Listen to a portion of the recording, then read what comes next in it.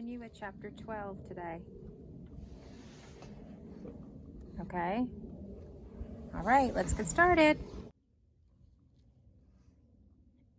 As Violet and Klaus Baudelaire stood still in their nightgown and pajamas backstage at Count Olaf's theater, they were of two minds, a phrase which here means they felt two different ways at the same time.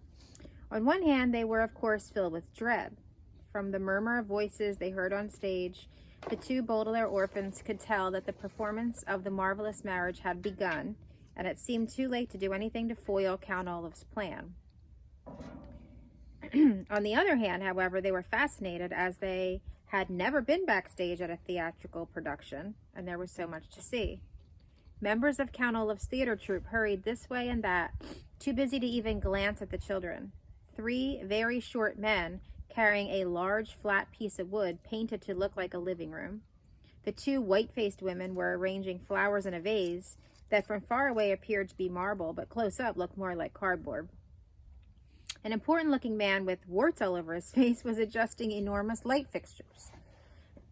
As the children peeked on stage, they could see Count Olaf in his fancy suit declaiming some lines from the play just as the curtain came down, controlled by a woman with very short hair who was pulling the rope, attached to a pulley.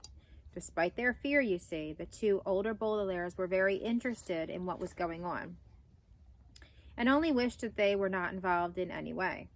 As the curtain fell, Count Olaf came off stage and looked at the children. "It's the end of Act 2. Why aren't the orphans in their costumes?" he hissed to the 2 white-faced women.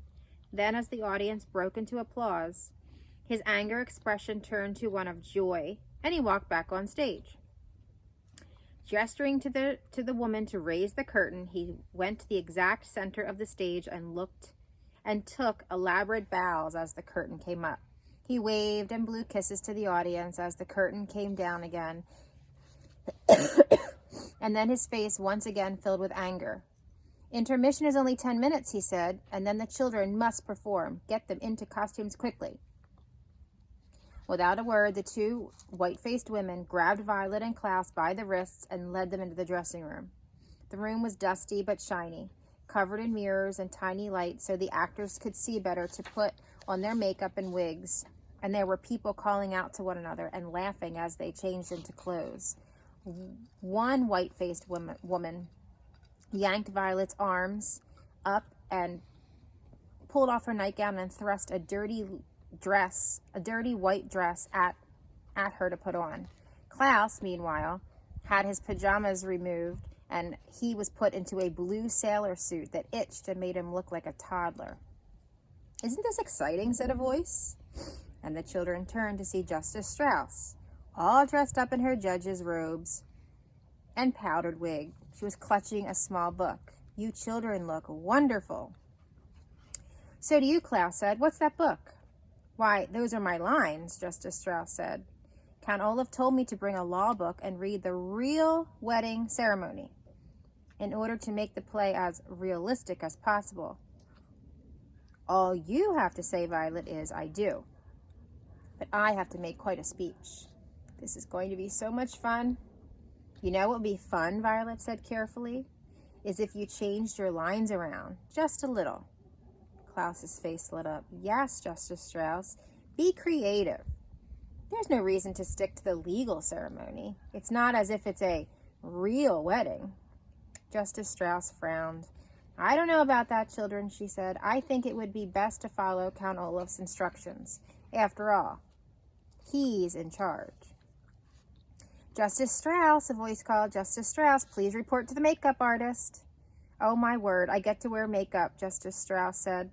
She had on a dreamy expression, as if she were about to be crowned queen instead of just having some powders and creams smeared on her face. "Children, I must go. See you on stage, my dears." Justice Strauss ran off, leaving the children to finish changing into their costumes.